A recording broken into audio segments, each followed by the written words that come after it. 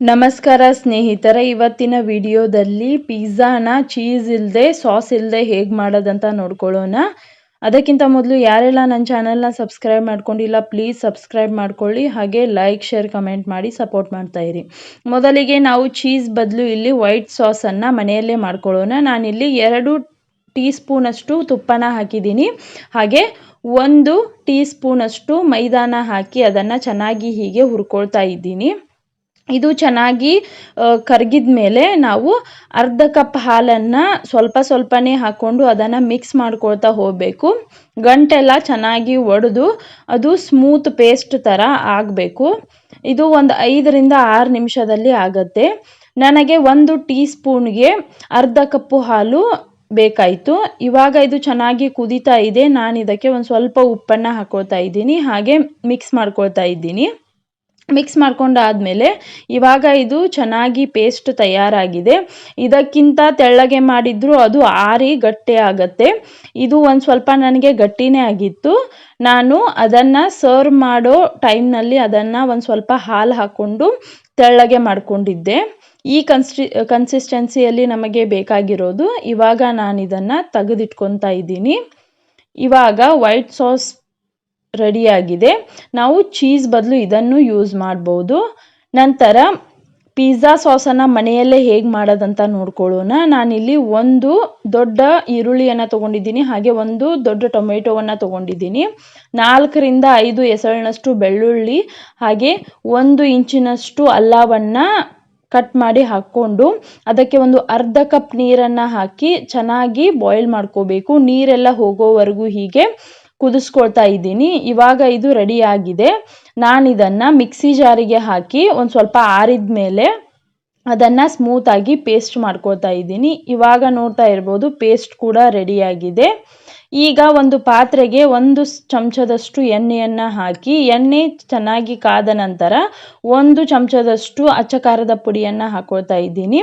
ಅದನ್ನು ಒಂದು 5 second fry ಮಾಡಿಕೊಂಡು ನಾವು ಮಾಡಿಟ್ಕೊಂಡಿರೋ ಪೇಸ್ಟನ್ನು ಹಾಕಿ ಅದಕ್ಕೆ ಅರ್ಧ ಕಪ್ ನೀರನ್ನು ಮಾತ್ರ ಹಾಕಿ ಅದನ್ನು ಕೂಡ ಇದರಲ್ಲಿ ಹಾಕ್ಕೊಳ್ತಾ ಇದ್ದೀನಿ.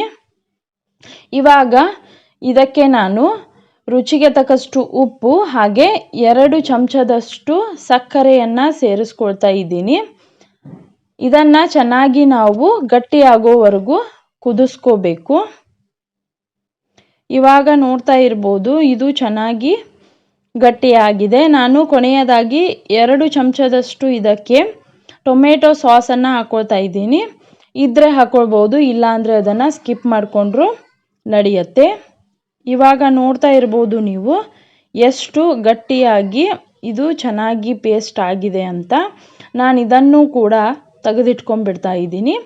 ಇಲ್ಲಿಗೆ ಪಿಜ್ಜಾಗೆ ನಮಗೆ ಹೋಮ್ ಮೇಡ್ ಸಾಸು ರೆಡಿಯಾಗಿದೆ. ಇವಾಗ ಪಿಜ್ಜಾ ಬೇಸ್ಗೆ ನಾನು ಹಿಟ್ಟನ್ನು ತಗೊಳ್ತಾ ಇದ್ದೀನಿ.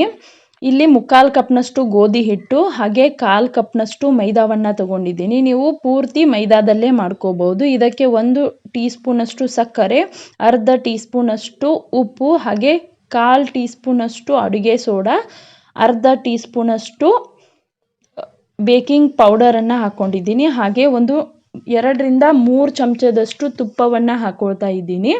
ನೀವು ಬೇಕಾದರೆ ಬೆಣ್ಣೆ ಅಥವಾ ಎಣ್ಣೆಯನ್ನು ಯೂಸ್ ಮಾಡ್ಬೋದು.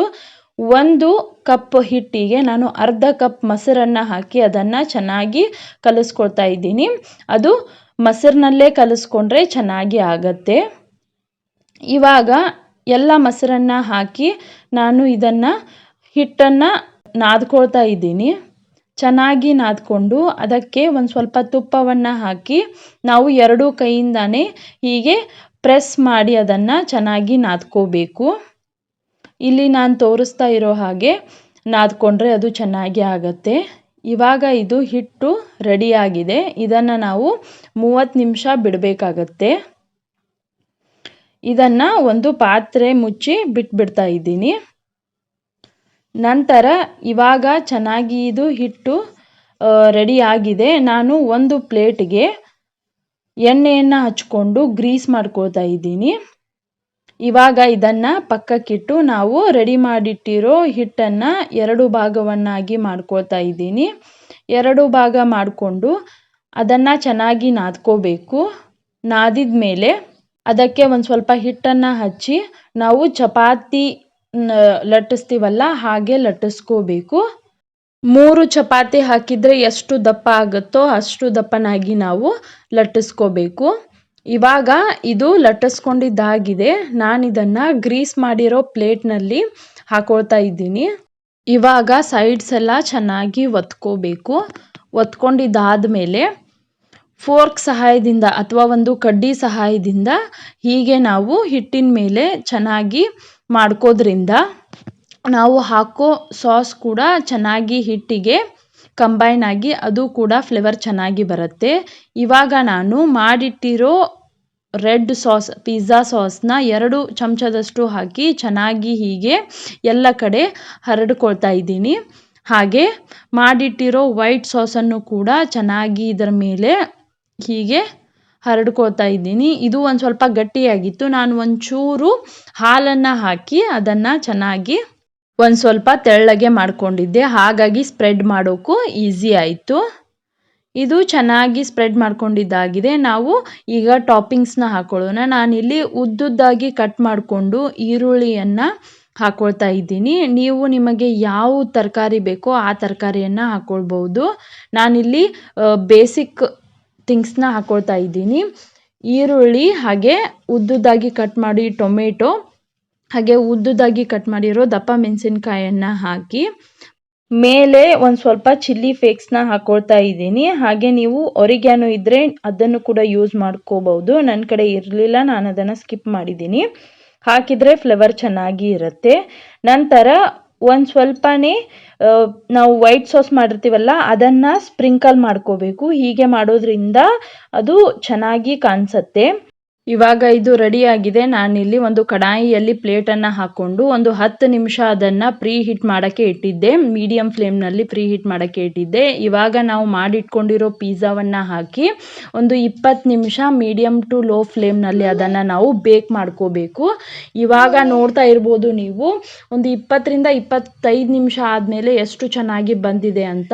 ಇಲ್ಲಿ ನನಗೆ ಬೇಸ್ ಒಂದು ಸ್ವಲ್ಪ ಮೆತ್ತವಾಗಿ ಬೆಂದಿತ್ತು. ಹಾಗಾಗಿ ನಾನು ಇದನ್ನು 2 ನಿಮಿಷ ತವೆಯಲ್ಲಿ ಹಾಕಿ ಬೇಯಿಸಿದ್ದೆ. ಅದು ಚೆನ್ನಾಗಿ ಆವಾಗ ಒಂದು ಸ್ವಲ್ಪ ಕ್ರಿಸ್ಪಿಯಾಗಿ ಬಂತು. ನೀವು ಕೂಡ ಇದನ್ನು ಮನೆಯಲ್ಲಿ ಟ್ರೈ ಮಾಡಿ. ಎಷ್ಟು ಚೆನ್ನಾಗಿ ಚೀಸ್ ಇಲ್ಲದೇ ಹಾಗೆ ಹೊರಗಿನ ಸಾಸ್ ಇಲ್ಲದೇ ನಾವು ಮನೆಯಲ್ಲೇ ಎಲ್ಲ ರೆಡಿ ಮಾಡಿಕೊಂಡು ಮಾಡಿರೋದು. ಇವಾಗ ನಾನು ಇದನ್ನು ಕಟ್ ಮಾಡಿ ತೋರಿಸ್ತಾ ಇದ್ದೀನಿ. ಕಟ್ ಮಾಡುವಾಗಲೂ ಚೀಸ್ ಹೇಗೆ ಬರುತ್ತೋ ಹಾಗೆ ಅದು ಬರ್ತಾ ಇತ್ತು. ನೀವು ನೋಡ್ತಾ ಇರ್ಬೋದು ಇಲ್ಲಿ. ನನ್ನ ರೆಸಿಪಿ ನಿಮಗೆ ಇಷ್ಟವಾಗಿದ್ದಲ್ಲಿ ಒಂದು ಲೈಕ್, ಶೇರ್, ಕಮೆಂಟ್ ಮಾಡಿ. ಹೀಗೆ ಸಪೋರ್ಟ್ ಮಾಡ್ತಾ ಇರಿ.